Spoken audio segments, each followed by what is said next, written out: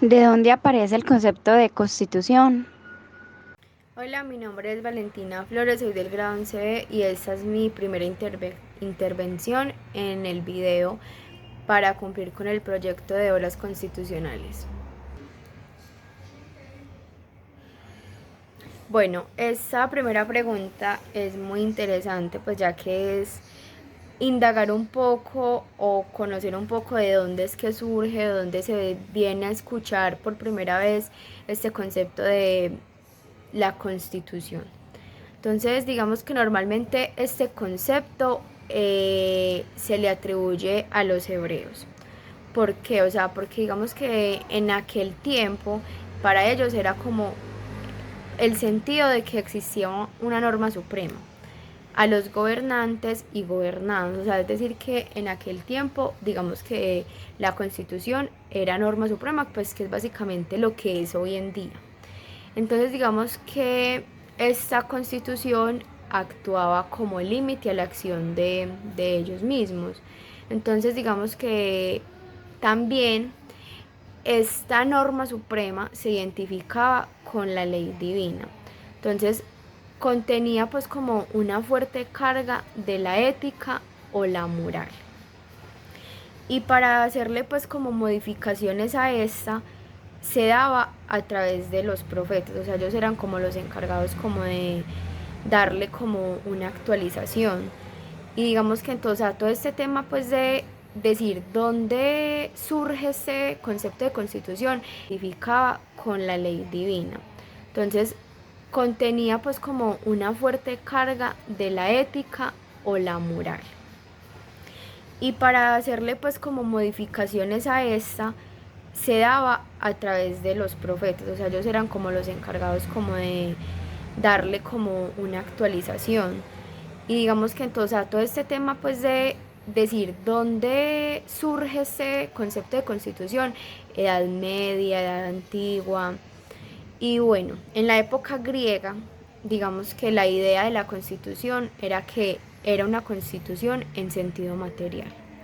Entonces, básicamente eso es como lo que les puedo compartir o comentar acerca de dónde surge ese concepto de constitución, que casi siempre en lo que cuando uno consulta es como que se le atribuye mucho a los hebreos o a épocas muy antiguas.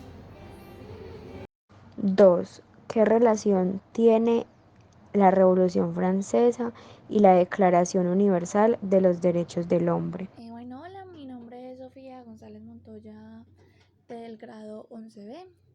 Esta es la continuación del trabajo constitucional. A mí me tocó el punto 2, es la Revolución Francesa y la Declaración de los Derechos del Hombre y del Ciudadano. Bueno, esto empezó el 20 de agosto de 1789, 16 años después. Por tanto, de que una Asamblea Nacional Constituyente se avaliese los privilegios de la nobleza y del clero entre ellos, por propia decisión de estos dos estamentos. El régimen francés se fundó en París, la Sociedad de los Colonos y los Franceses. Su objetivo fue defender los intereses de los colonos franceses y de las Antillas, y sobre todo para impedir la abolición de la esclavitud, la discriminación por un hecho concepto y en realidad económico-social y repetido cultural con su propia moral de aceptación. Bueno, en lo que tienen en similar es que fue un debate que tuvo muchos tiempos en la asamblea y muchos conflictos. Y se buscaba era tener la aceptación entre los dos, la aceptación en los derechos de los hombres y en la Revolución Francesa de los colones y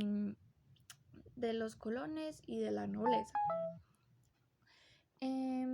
También podemos ver que en la Revolución Francesa se habló más que todo para que no hubiera esclavitud para en la raza afroamericana y eso. Entonces, lo que tienen en similar y lo que veo yo con tal de lo que consulté y leí, fue que fue algo que se tuvo, o sea, que se venía peleando demasiado tiempo, pero que al final pudieron como destruir, pues, o sea, pudieron haber los derechos de, de los afroamericanos para que no estuviera la esclavitud y para que los hombres tuvieran como su derecho pues, a que no fueran maltratados y todas esas cosas, ya que los derechos de los hombres no se valen tanto. O sea, estamos acostumbrados que a una mujer no se le puede pegar, pero que a un hombre sí.